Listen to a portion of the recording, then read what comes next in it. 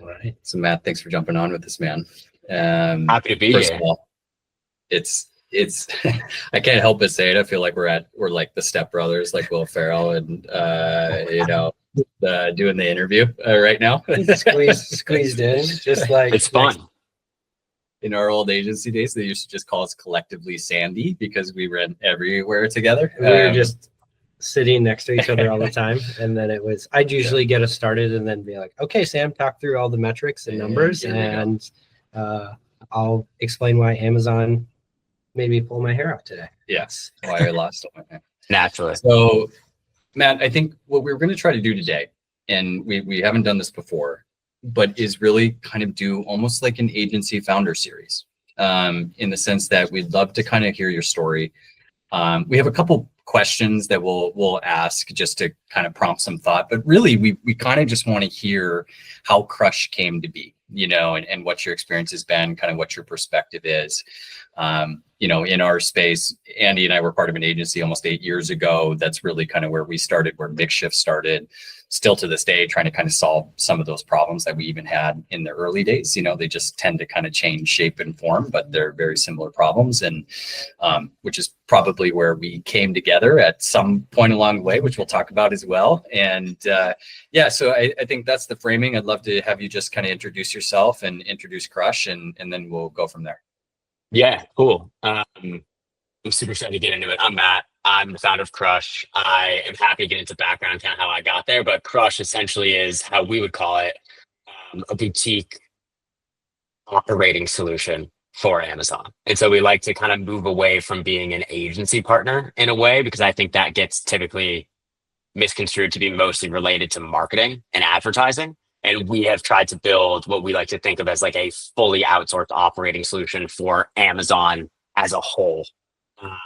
And so we built really to try and do everything excluding kind of that customer service component of the channel.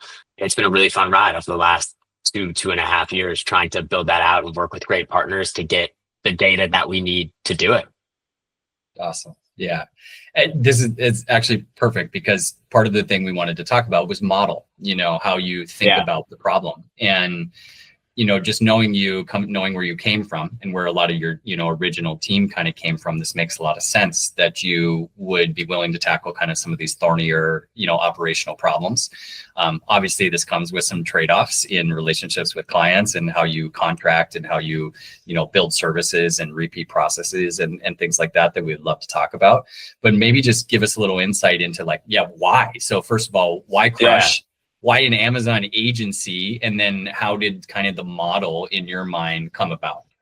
Yeah, it's a great question. I think my background, I started as a seller, right? So I was a seller on Amazon. I started selling in 2017, 2018 with a partner. And we grew a pretty substantial business that was grown kind of, I would say 50% organic kind of net new launches and 50% through acquisition before the aggregators kind of came into the space. We got acquired in January of 21. As a function of that, kind of fell into more of the aggregation side of the business. But what you ultimately saw at the time, and now I think see in the ecosystem as a whole, is that model is flawed for a number of reasons. But in my opinion, the biggest flaw was, if you don't have a brand on Amazon, you're really playing this leased real estate game in the algorithm, where you're just a product vying for eyeballs, right, against whatever the current landscape is. But there's 30, 40, an unlimited number of things, right, that could go wrong, that could move your rank, and all of a sudden you don't actually own anything. And what we saw was that over time, that's exactly what happened, right? And the only brands, or even if you break it down to products, but I would call it brands, the only brands that were successful over the long term within Amazon's ecosystem were truly brands and not products, and they didn't compete on price, right? That was never something they would entertain doing. They were premium, they had value, and they could justify it. And what I started to see was that for some reason, a lot of those same brands that I would consider to be aspirational, like the best D2C operators on Shopify, the best brands that you could go out and kind of think of in the ecosystem pretty easily today, were not leveraging Amazon because they didn't think it was a fit for their brand. So it wasn't safe, didn't align with their goals.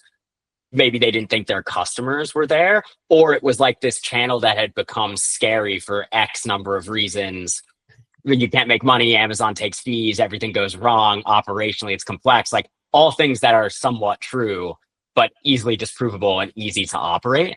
And so that was really like just an opportunity identified. If we could go create the solution that made it very easy, right, for brands to have a full operating business on Amazon without disrupting the core operations of their existing business, and we could do it at scale with a fee structure that made sense, I thought it would really be applicable to the market. And that's kind of what that's the same premise we've been building on.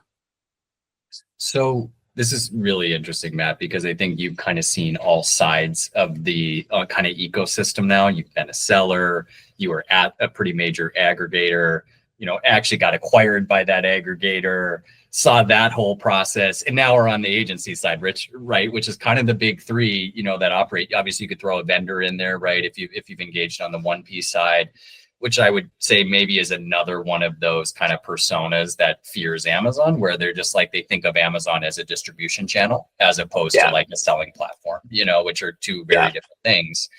Typically, those end up being some of the more older legacy brands that just don't think about e-commerce the same way, or were habitually more of like a retail first, brick and mortar first type of thing. So yeah, we've kind of seen them all now at this point.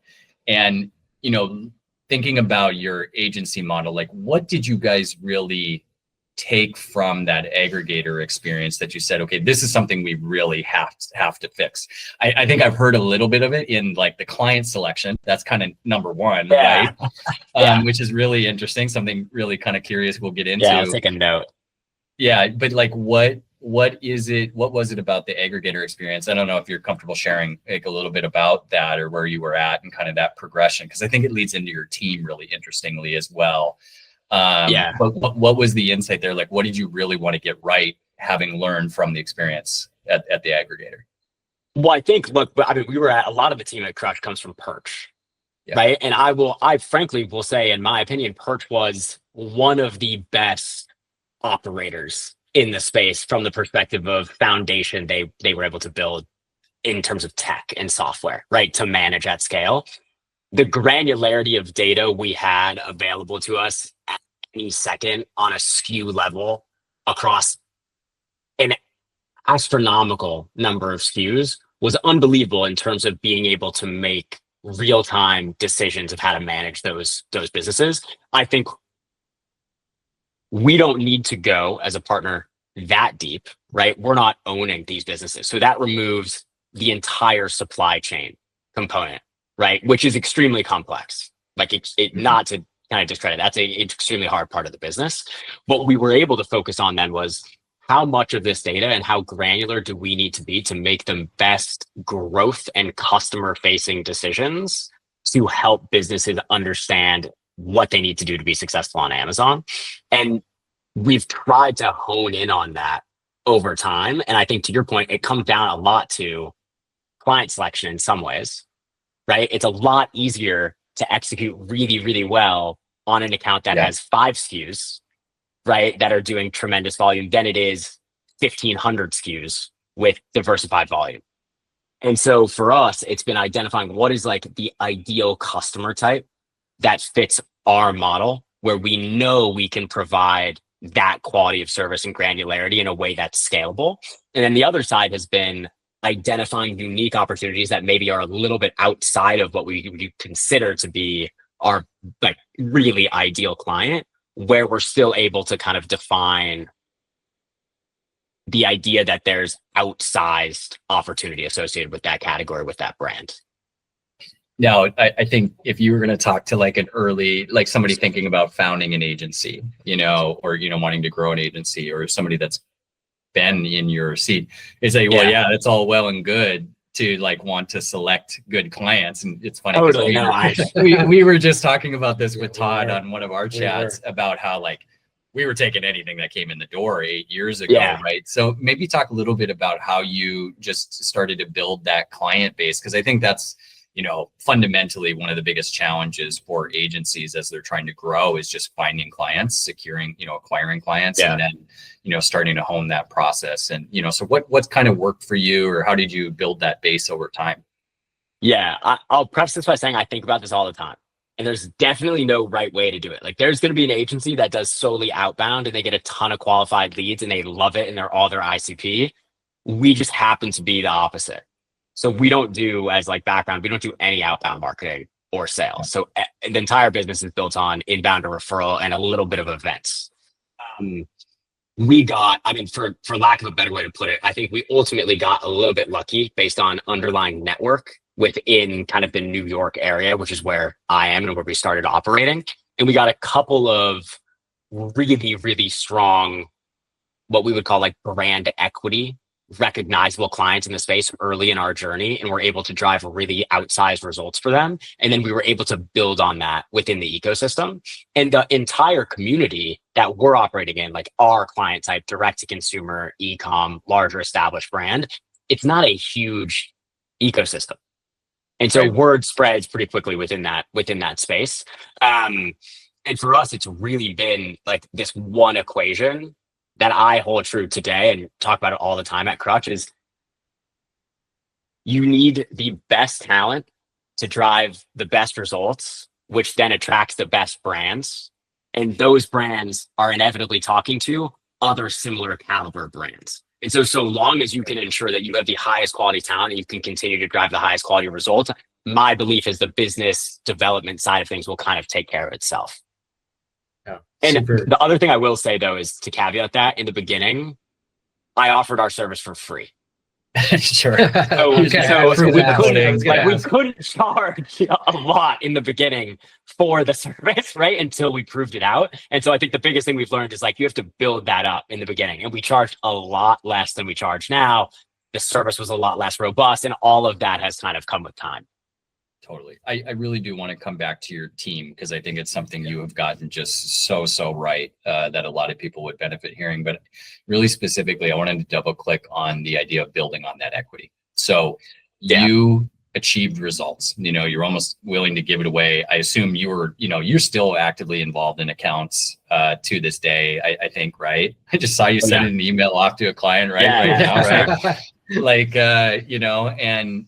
and so when you say build on that equity, what does that actually mean? Like, what did that actually mean for you tactically to say, hey, we achieved a lot of great results. How do we talk about that now? Like, how do we share that? Yeah. Like, what does that mean? Yeah, we should be doing way more of it. Like, I think, it's a joint problem we can try to solve of that. We have these brands that we've driven such incredible results for that are recognizable brands. We haven't done a single case study. Right. It's really been in a degree early on. It was events. Right. So we'd invite 5 or 7 people we've been talking to that we thought were great potential clients of ours to a dinner. Right. Or an event that we were putting on with another partner. And we'd invite 2 or 3 current partners. And naturally, just through conversation, they'd ask how they knew us. They worked together. They've driven really good results. It would start that. And then it takes a lot of time. Right. And you're nurturing things like, I'm not kidding. This is actually a very funny time to have this conversation.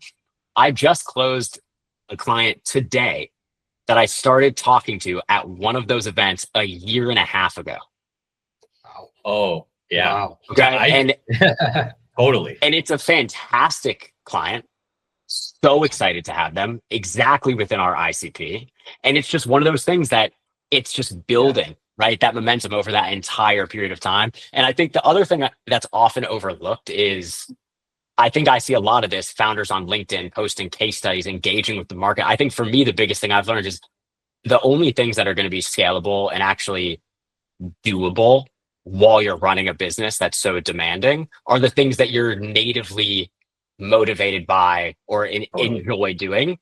I'm not that person. I don't post on social media. I don't post on LinkedIn. I don't engage with comments. Like that is not who I am. And so I just know that even if I were to invest in doing that, I'm not going to be the right person to nurture it. And so we've been trying to find, I love events. We do pizza tours. I love pizza. That's great. But that's really natural too. I mean, for 2 Midwesterners here sitting here who are horrible self-promoters and feel the exact same way. Like we're trying to figure this out for ourselves for MixShift, which is like what is actually really kind of authentic to us, which is actually we just like building stuff and helping people. And like we're going to try to figure that out, And there's 2 things like that you just said about building on that equity that I think are really interesting. One, I'm totally stealing your dinner idea. Like that's awesome. Great, you should. We'll do that's joint really, dinners. it's intimate, it's perfect. Like it's actually like really organic to you guys. I think it makes a ton of sense. The other big thing there, just to call out, is like location. You mentioned New York being the network, like boots on the ground there, which in a time where hybrid and remote is like omnipresent, right? You now still have this question of like, well, how do I still make the real human connections and actually like make it real for them, and I think that's why you do see like this explosion on LinkedIn. And I have a little bit of a reaction to it because with the advent of all the AI stuff, it's just going to get noisier and noisier. And so you have to have these other ways of kind of cutting through. And I think for any agency founder out there, or somebody that's thinking about starting an agency, I do think location is actually a really serious consideration, because you have to have a relatively decent network around you. We kind of lucked out in our first couple agencies with Boulder and Denver, because Boulder had the natural goods. Like it has a lot of natural foods. Very solid, yeah. Which, by the way, kind of sucked for Amazon overall. There's some great ones, but like the early days, like it was tough early on. Early days was really tough, to your point, without that brand equity, like and being around brands that have a little bit of equity and still have some runway on Amazon and the ability to do that. I think it is actually like just something to call out. Like that was part of the key to success for sure. What was, like, you talked about that moment where you really start to change. Like, what did you have a moment where did it like, where it's like, oh, we have it, or was it more of a gradual process over time, or did you have that like one client or that one success thing where it was like, this is it, this is where we really got it? I honestly, I would say in hindsight, I would say yes now, but only legitimately in the last like month and a half. Like, being totally honest, I would say the last month and a half has been like, wow, some of these clients we're now working with, that we're having conversations with, the results that we're driving, the ability to which we can deliver incredible service, and be 100% confident in being able to deliver it. I had the confidence was there, right, in the service, but just now seeing it at scale with these types of brands, it's become a little bit of a different thought process for me. But I think the larger answer to the question is no. Like, for the vast majority of what we've been doing to date, it's just been like this gradual build of honestly learning more about vetting, right? Which I think is something, going back to what we were talking about, like we have built out a robust vetting process for brands, and we're super candid about it with them. We'll say, hey, this is nothing against the opportunity you might have on Amazon. It's just not a fit for us right now, right? And where we think we can drive outside results and what fits with our operating structure. And it's really important. Everyone says this, and when you're scaling, you're like, that just simply can't be right. But saying no to revenue that may be coming with more friction than is needed, it's hugely beneficial to do it, even though it hurts a little bit in the short term. I feel like you're scolding me right now unintentionally, and I'm thinking, I feel very. I mean, I've done it too. No. I mean, I feel very convicted.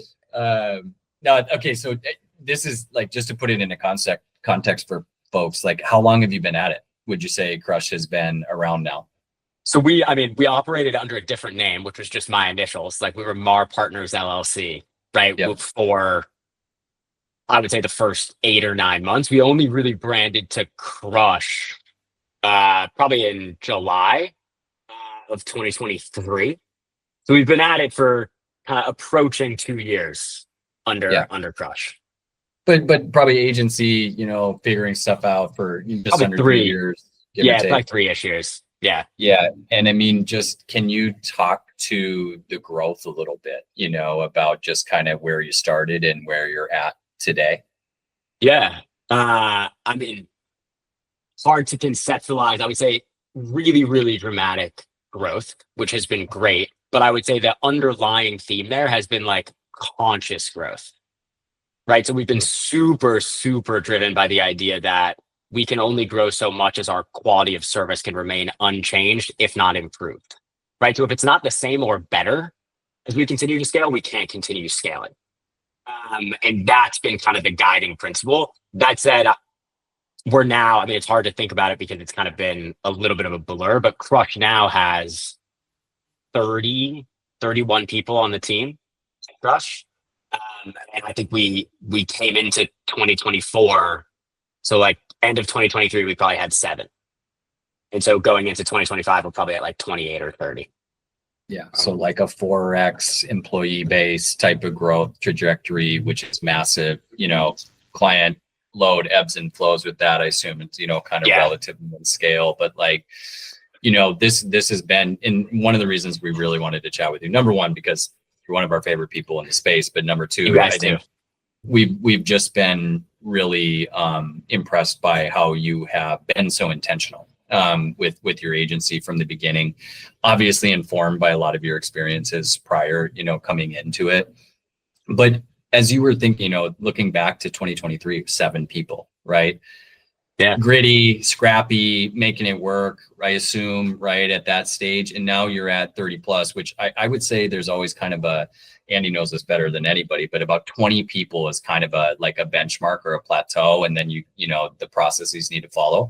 What are some of the things you figured out along the way about scaling in particular? And this kind of broad question, but as you think about how you guys got here today, what were some of the things that you maybe did really right or really wrong in order to kind of unleash that growth, along the way? So I think we unintentionally got lucky early on, where I had a call with someone else who was operating in the service space. I had never operated in this space before. And they put this idea of the pod structure, like really intentional, like almost business units in my head. And I was like, that's a really interesting approach, right? To having kind of like siloed business units that whatever's going on in one should not impact another. And I was like, that's a really interesting way to build a business. And so from super early on, we've been very conscious of managing capacity within each given business unit or silo kind of pod, and also having a very intentional structure within them. So we have pairings in terms of how we operate, right? With team members, where that could be a 1-to-1 pairing. So those 2 members are always working on all of the same brands together. Yeah. Right. And so within that structure, it's allowed us to be able to say this business unit is scaled, right? That pod is scaled. They've got an incredible roster of clients they're working with. It's operating somewhat independently. It's really, really, really functioning to the degree we want it to be. And then you can kind of move on to the others. And it's being able to really build the foundation to support that. So process, structure, data is so important so that everybody can operate within that siloed structure. But that allows kind of like fluctuation within any given part of the business to not ripple or carry over to other parts. So a question I have out of that naturally is like, that's obviously can be really hard to find a fit from an employee standpoint. How do you find employees? Like what's kind of your process there? What do you look for? Maybe like 2 or 3 things that's kind of an ideal for you. Yeah, I'll answer this in an interesting. I'll go into one quick thing after I answer. But we essentially only look to hire account managers from data backgrounds, right? Either owner operators themselves or working within an aggregator where they essentially were an owner operator for that entire P&L. And that lends itself to a little bit of a different skill set, in my opinion, and this is not a blanket statement, but I think a lot of agencies have account managers that are much more attuned with the marketing side of things, but not necessarily the inventory forecasting, supply chain recommendation, P&L ownership, that side of the business. And for us, that's just as important, if not more important than the other side. And so we've been very intentional about recruiting people that have that background. And we've been very intentional about recruiting people that have this like ownership mentality, like ownership, self-starter. If I don't know something, I'm going to figure it out and learn it myself and then share it with the rest of the team. That's been really crucial for us along the way. That said, we're trying to get a lot better at hiring. Hiring's hard, really, really, really hard. Really hard. Finding good people is hard. Having them when you need them is really, really hard. And so that's an area of focus for us.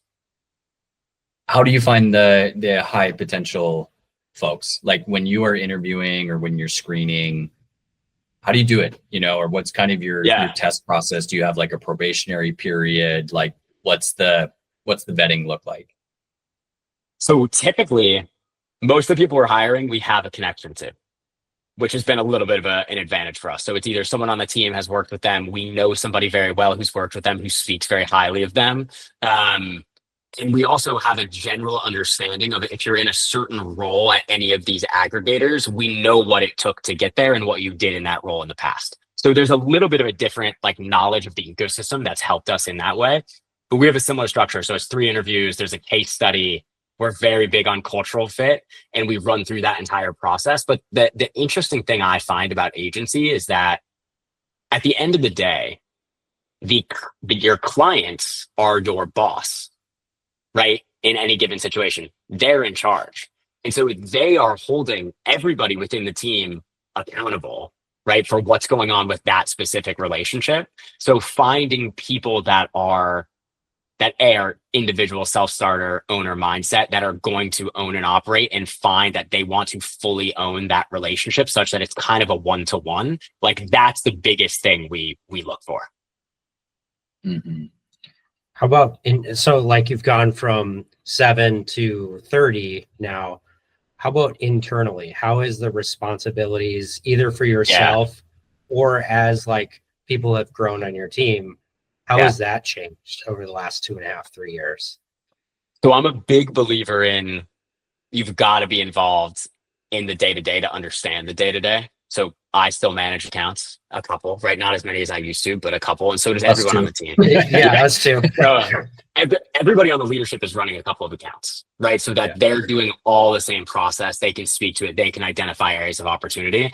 I think what's really changed is management and day-to-day ops kind of the business. And so we now have like a pretty defined hierarchy of executive leadership, director level, senior level, and then underneath. And it's really changed in terms of how does everything roll up? Who's responsible for what components of the business? So we're rolling out, right? For example, the big spring sales coming up at the end of March. How are we rolling out our standardized process to capture all the information needed for every single ASIN we manage to make sure that it's enrolled properly in the deals, tracking it, getting it set up? What department does that fall under? Right? And who's responsible for that and how do we do it? That kind of, I would say, like distribution of responsibilities is what's changed most. And bandwidth. We've constantly tried to unlock more bandwidth, for those leaders so they can have more time to be managers.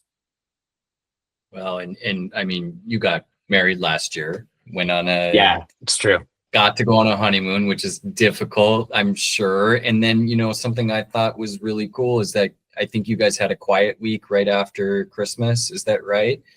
How is that possible? For agencies that feel like they're under fire, like how is that possible? I mean, I think it's expectation management. Like agency is such a hard business, and I didn't know until I got into it, but you're working all the time, right? If a client has an issue on Saturday, like you're fixing the issue on Saturday, right? That's the nature of the game. I think what's unique is in Q4 too, you're working all the time. Black Friday, Cyber Monday, like your holiday, your weekend, after hours, Q4. It's a lot. It really is a lot. And I think we are doing everything we can to attract the highest quality talent. And we need to go and demonstrate that we understand that this is kind of above and beyond. And so we're really conscious of making sure people have a good work-life balance. And so we do 2 things that I think are a little bit different than other partners, and we recommend it to everybody. The first of which is first Fridays. I'm breaking the rule today, but essentially the first Friday of every month is a quiet day for the whole team. No calls. It's whatever you want, right? You could take the whole day off. You could travel. You could get stuff done. Whatever you want to do to use it, it's totally up to you. But there's no expectation that you're online first Friday. So reset, get ready for the month. And then we do basically the 26th, so 25th or Christmas Eve, right? So the 24th through basically the 6th of January, we're off as a team. And we just pushed incredibly hard through Q4. We of course have coverage in place. So we're monitoring everything if something pops up, we're there to fix it. But there's no calls, there's no updates, there's no reports. We'll be there if something happens, but we need to take a little bit of time to kind of recharge out of Q4 and get ready for Q1. Yeah, and you talked about kind of how, getting to 30 folks and how some of those organizational responsibilities change. How does that actually manifest internally? Do you guys have just a playbook of SOPs? Is it videos? Is it buddy system? Like, how do you go about, first of all, establishing like, what are all the things we do that we're kind of contractually obligated, or we do kind of as a, for our clients? And then also like, how do those things actually get communicated, trained, tracked, executed? Like, big question, but can you just talk a little bit about how process has kind of developed as you've scaled? It's a lot of documentation. Yeah. Right. And it's a lot of making sure it's updated. And so we have a really robust onboarding experience, both for new employees, but also for new brands, right? And new partners. And so it's really clear. So what's in scope? What are we doing? When are we doing it? Who is responsible for it? And then for new account managers or new people joining the team, we have that entire process mapped out for them. And so in the beginning, you're never doing it alone, right? Someone's walking you through it. You're doing it together. You're getting fully up to speed. But to the degree that it's documented, like it's extremely well documented step by step for everything that needs to take place, where you can find it, what needs to happen when, and who you should reach out to if you need help doing it. And I think that has been, that's been huge for us. And frankly, that's not one of my strengths. And so it's been a lot of identifying the right people to bring onto the team whose strength that is, to then give them the space and resourcing to build that out. Yeah, you just hit on, you said like, I'm not really that person. And you've always been, I think, one who I've always been so admirable of your awareness of what you're really good at, who you want on the team, hiring rock stars. You've got a great counterpart in your COO that we know. Thank you. Yes, quite well. I think so too. I'll shout out Lindsay. Lindsay's awesome. Yeah, Lindsay is unbelievable. The whole team, though, I will say, the whole team, rock stars. Whole team, and we know a couple that have ended up on your team through the grapevine, to the point of kind of word of mouth, right? And so we know the quality of folks that you have there. We have seen a lot of founders struggling when they're trying to grow because they get caught doing it all. So they're either, they're trying to do sales, they're trying to manage accounts, they're trying to build process. What do you kind of have just as recommendation about how to balance yourself out through your team? Like, when did that really like come clear for you? How did that manifest? Like, what did that look like early days to, now proving you right? You had the right people, right seats, right? I think so. I mean, by all objective means, I think it has very much proven you right. Like, how did that change over time for you in knowing who you needed on the team? I actually think this is a broader issue with hiring that I think about, where people are inherently drawn to hire people that are similar to them. Right? So you're like, oh, I just like this person, right? They operate the same way I do. That's great. They'll come in, they'll do the same thing. That's typically, in my experience, like, I don't need more people that operate the way I operate, right? I need the people that are going to do what I am not good at or what I can't do. And so I think being able to recognize what that is, right? And then understanding what you need to look for to find it, even if it doesn't feel like it's like, Lindsay, our COO, absolutely incredible operator. Like, we don't see eye to eye on everything, right? But that's kind of the beauty of it. Like, we'll sit down and we'll talk through it. And she'll be like, I'm seeing this totally different than you are. This is why. And half the time it's because we have a process built out to do things one way, and I'm trying to do things a different way, and it's not going to work, right? And that is, in that situation, she's 100% right. And so you need to find the people that have the ability to look at things from a different perspective and then help build the support that's going to allow that foundation to be strong over time. And we've historically tried to find people. The last thing, we've historically tried to find people that are very process driven. But the other side is, you need to think about, what are you really good at scale, right? Because it's all about where are you going to unlock the most value. And that may actually be not doing something. Like by me not meddling in process in systems, it's way better than it would be if I was.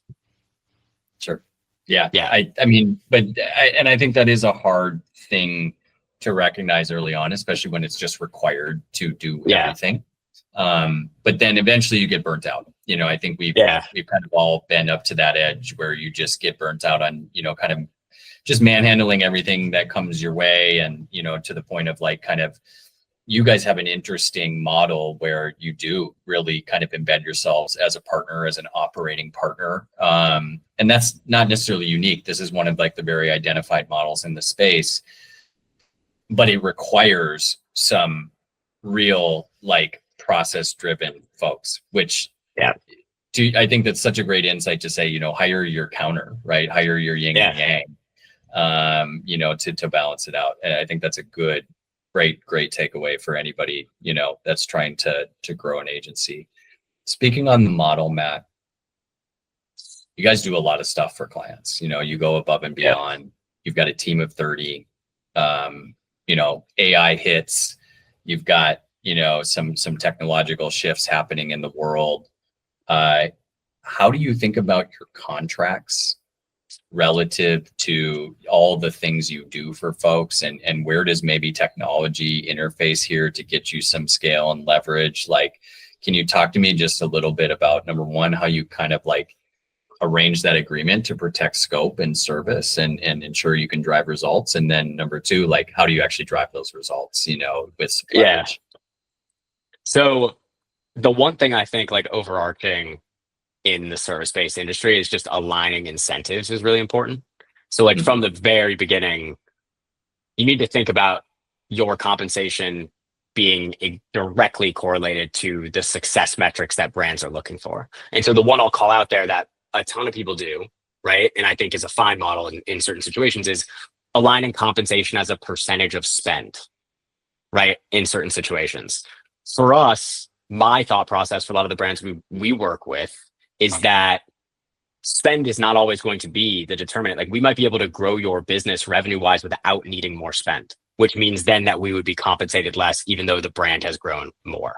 And so we've always tried to align our incentives with the KPIs that we think our partners are looking for.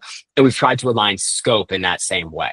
So that said, our scope is pretty much all encompassing for the operations within kind of the Amazon ecosystem, with the sole exclusion of customer service. So we don't want to be a middleman in any situation. That's been a huge source of friction for us. And our scope is very clear and defined on a lot of different things that plug into, to your point, our ability to have tech support delivering them in a pretty seamless manner. And so as that technology has improved, right, or offered more functionality over time, we've been able to slowly expand scope or just over deliver on the scope that we have. And the degree to which we've been able to do that is also a function of the degree to which brands have scaled with us. And I think that's really important, because a lot of times I think brands start to ask as they scale, and if these scale as brands scale, am I paying more for the same resourcing? We've been very conscious to try and figure out, what does it mean to consciously add resourcing to accounts that demonstrates you're getting more than you were in the beginning as a function of that scale, and tying that to the tech and software and solutions that we can provide. How do you communicate value? You know, every month, you know, we got to go back to our client and say, here's what we did, and you know, here's what we drove. And you mentioned, like, you know, you can have kind of like diminishing percentages and things like that contractually, but then, you know, there's also just the perception of the relationship over time. How do you keep that fresh? How do you retain clients? Like, what are you guys doing to really communicate, like, here's what we did for you, you know, this month, and here's why we're still the best partner for you?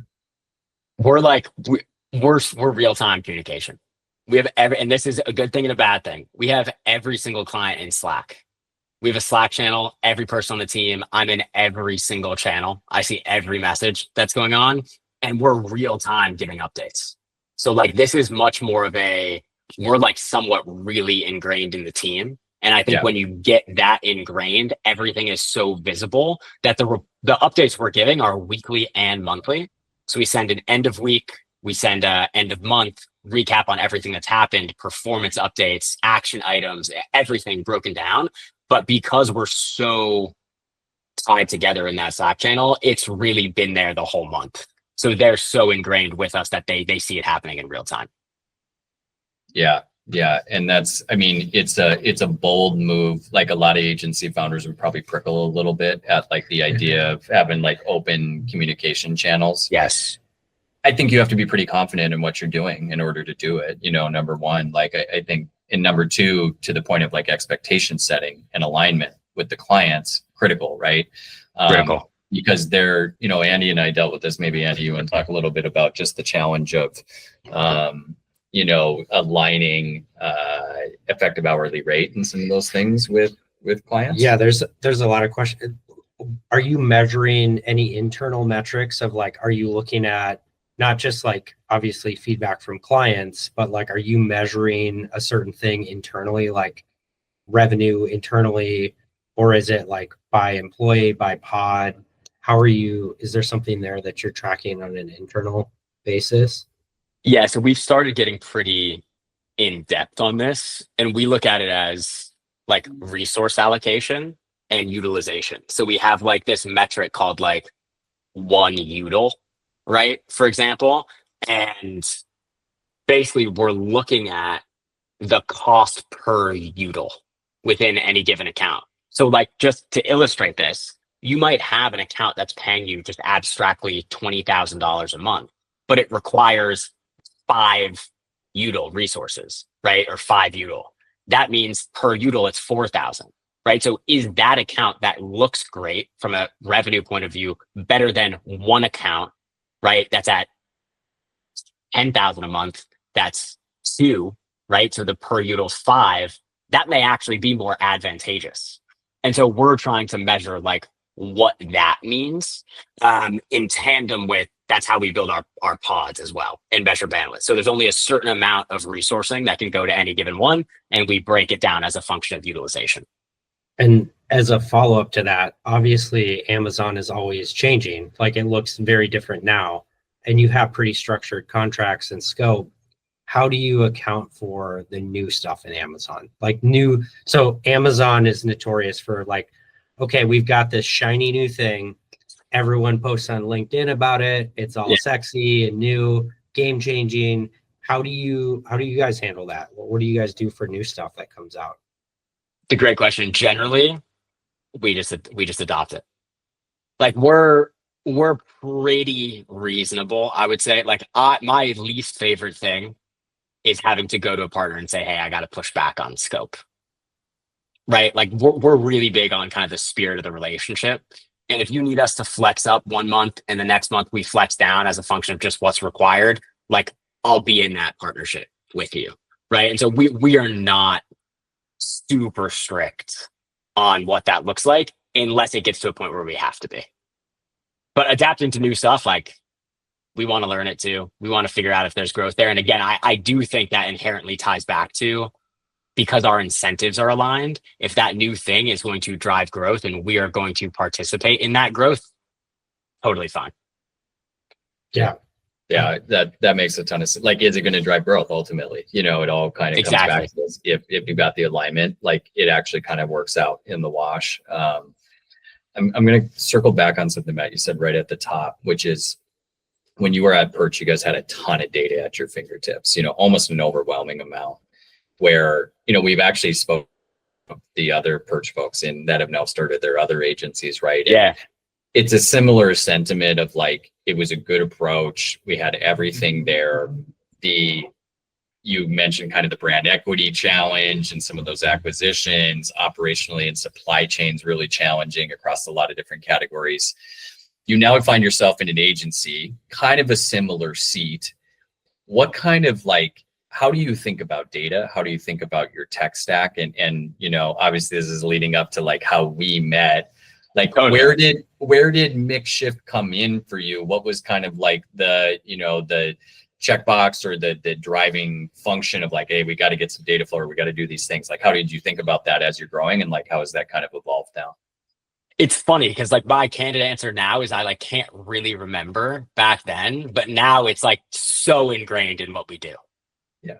Right. Like every single client, everything we're looking at is coming out of MixShift for the most part.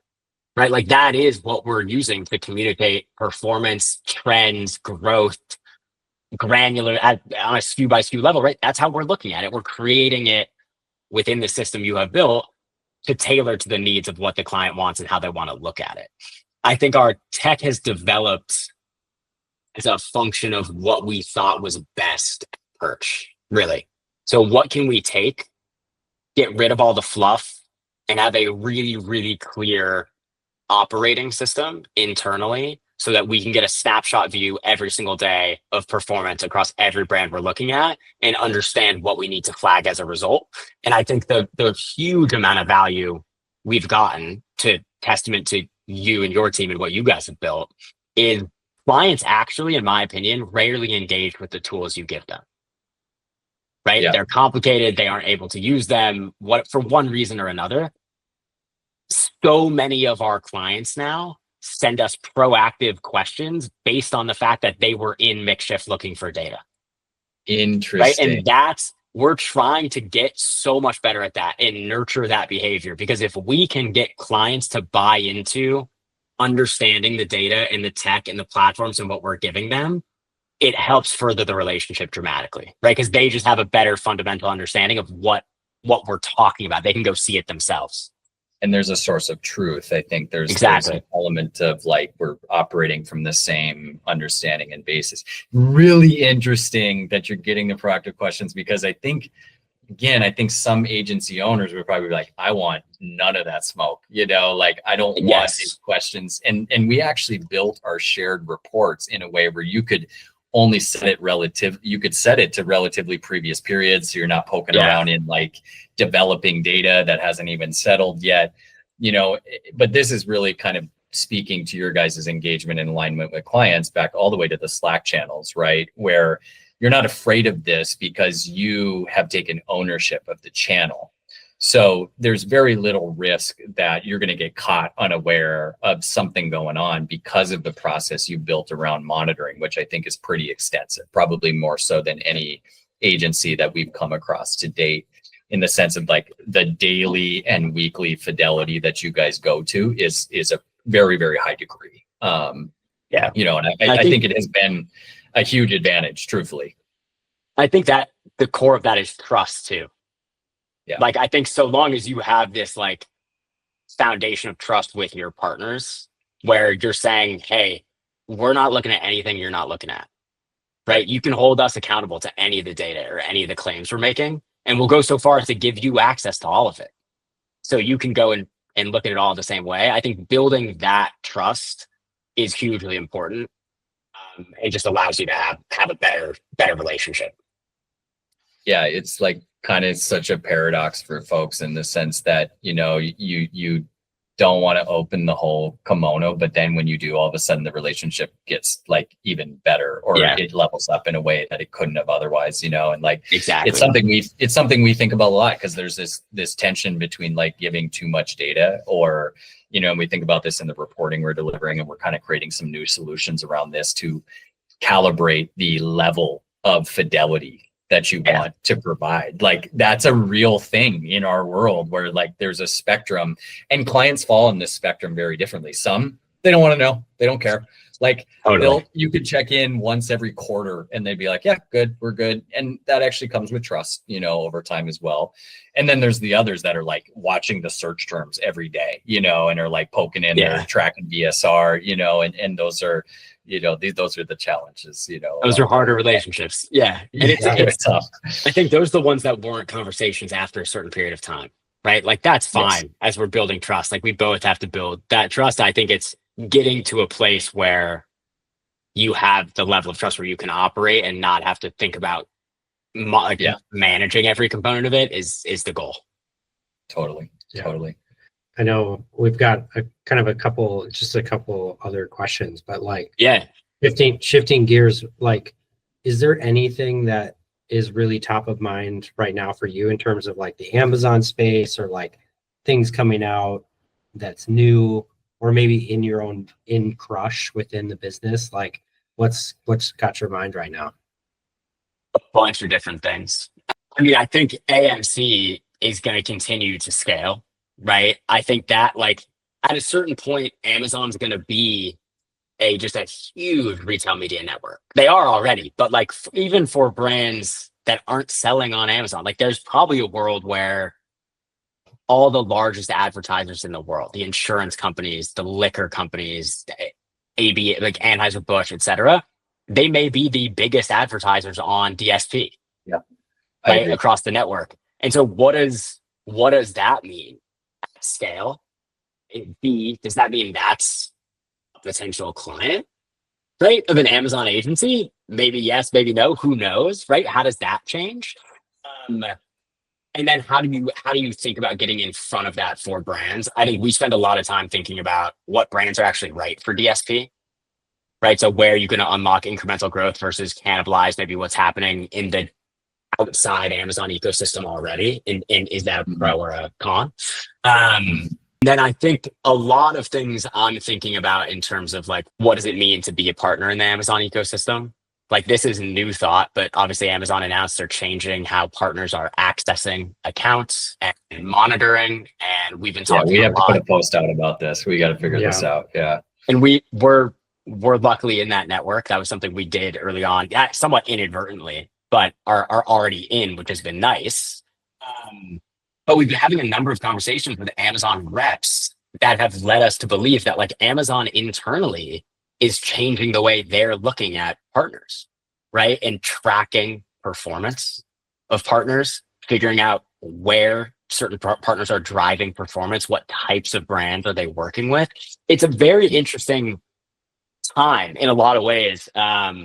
That I mean, I have some things that are like broader, just thoughts, but I think a lot is going to change in terms of the Amazon agency brand relationship and how they actually want to be involved in it. Yeah, that's a great kind of cliffhanger to leave it on, Matt. Really appreciate the time, man. As always. But I just think you've gotten so many things right with Crush, and I know it hasn't come without a lot of really, really hard work. And you know, we just kind of want to commend you for that. And obviously, working with us has been. I think we've really enjoyed working with the Crush team. Is there anything we didn't ask you that we should have? I mean, I was going to say, first of all, I would say working with you guys has been like one of the most fun parts of Crush. Like we've been working together since the beginning, right? We like 2023, some point, like very early on, and building in tandem. And I think being able to see the growth, like together of like what's been needed, how it's developed, like in tandem that whole time has been amazing. And what you guys have built in the team is incredible as well.